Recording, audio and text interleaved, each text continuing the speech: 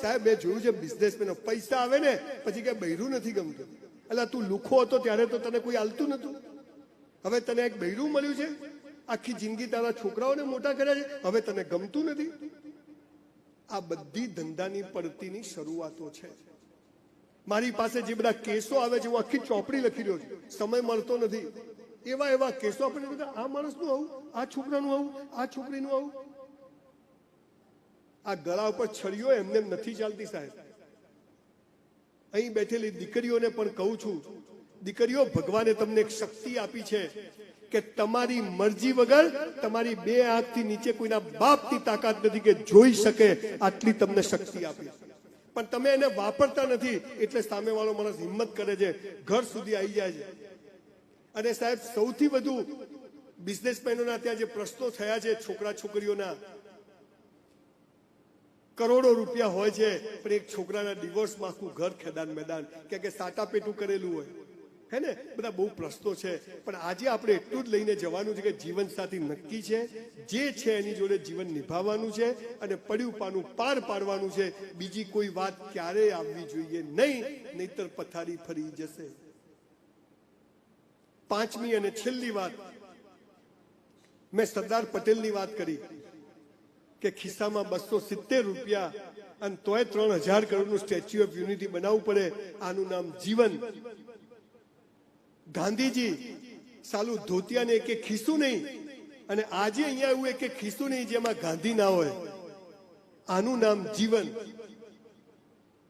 સાહેબ એક શબ્દ છે મોક્ષ.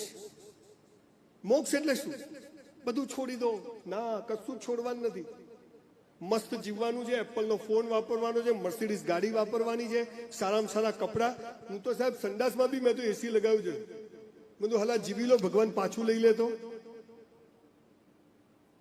મૂળ વાત શું છે કે એક એવી વસ્તુ છે કે જે તમારા ધંધામાં જોરદાર પ્રગતિ કરાવે એવી. જે પાંચમી વાત શું છે ખબર છે? એક શબ્દ છે મોક્ષ.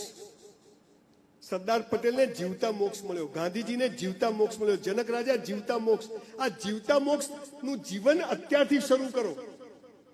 સાહેબ હું નાનો હતો ને ત્યારે મારી બા મને પાંડુરંગ દાદાની સભામાં લઈ જતી, એક મહિનો બેસાડતી. ડોંગરે મહારાજની કથા હોય 20-20 દિવસ, શંભુ મહારાજની કથા હોય, મોરારી બાપુની કથા, એક મહિનો. એ શબ્દો તમે બધા કહો છો ઘરડા થઈ શું કથા? ઘરડા થઈને આપણે સુધરીને કોઈ કામના નથી. યુવાનીમાં જો બદલાઈ ગયા તો જ કામના છીએ, પછી તો પાકા માટલે કાટલું બેસે નહીં. સાહેબ ધંધામાં સફળ થવું હોય તો આજે મનમાં નક્કી કરીને જજો, મોક્ષ પણ મળશે અને ધંધામાં જોરદાર પ્રગતિ થશે. શું વાત છે?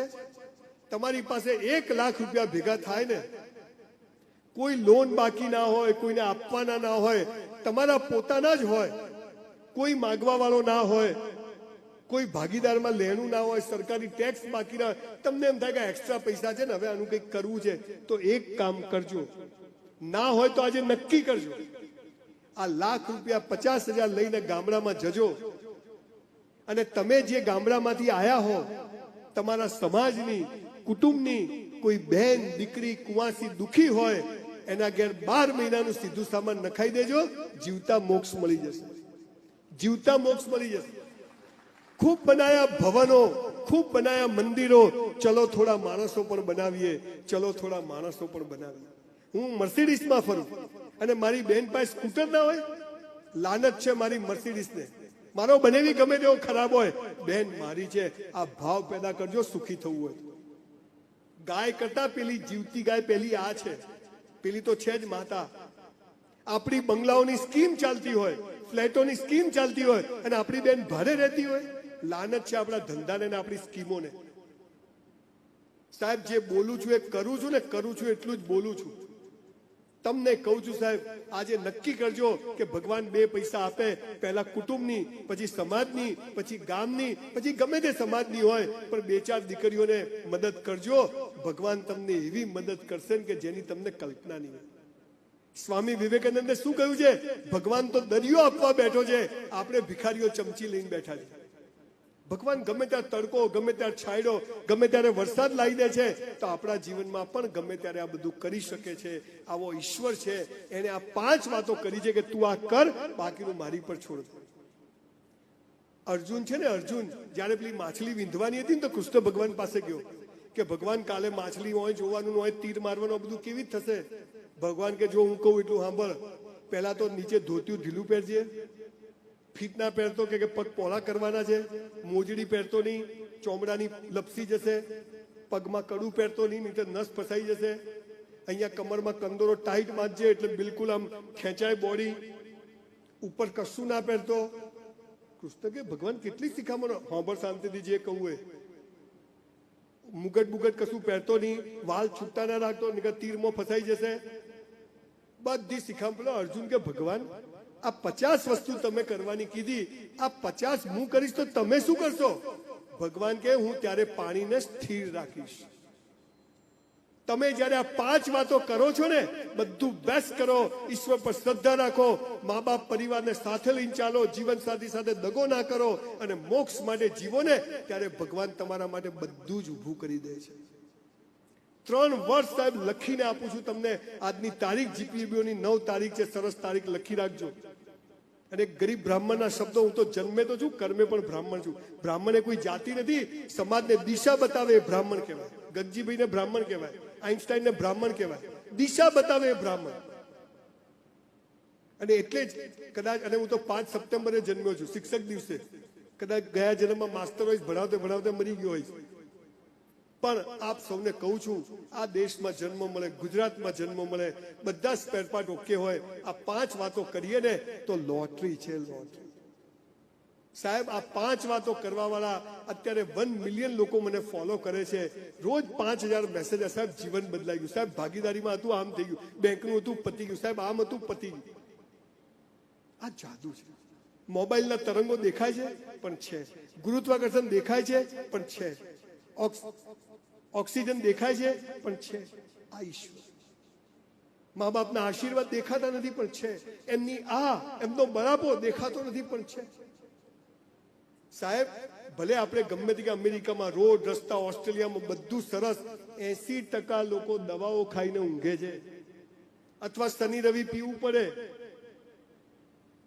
આજે નરેન્દ્રભાઈ થી માંડી 15 કલાક, 18 કલાક, 20 કલાક લોકો કામ કરે છે, થાકતા નથી, સમાજ માટે, પરિવાર માટે જીવે છે. એ આ દેશ છે. અહીંયા કૂતરી વિયાય ને તો એ રાબ બનાવીને પાવા જઈએ, એવા આપણે લોકો છીએ. ધંધો તો થશે સાહેબ, દાંત આપ્યા તો ચાવવાનું બી આપશે. હે તમે જુઓ ભગવાન કેવો છે. બોસ ભિખારી બનો નહીં, હસતા રહો, ચહેરો હસતો રાખો. સાલો જન્મ થાય ને માના આંચળમાં દૂધ આવી જાય, થોડા મોટા થઈએ સ્કૂલ બનેલી હોય, થોડા મોટા થઈએ દાંત આવી જાય, થોડા મોટા થઈએ લગ્ન થઈ જાય, આખા મહેસાણામાં ફરે, લાયો. થોડા મોટા થઈએ બચ્ચાઓ થઈ જાય, એનું ગોઠવાઈ જાય, અને મરી જઈએ તો સ્મશાનમાં લકડાય તૈયાર. આવો ભગવાન છે. દિવેલ પીધેલા ફરવાનું થાય છે. જ્યારે જુઓ જીવનમાં મજા નથી.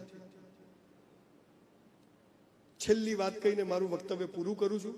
આપણા ત્યાં એક પાપ અને પુણ્યની વ્યાખ્યા ચાલે છે. મને ગમે છે, બધા ભલે ગરમી લાગે પણ સૂટ બૂટ પહેરીને આવ્યા છે, સરસ.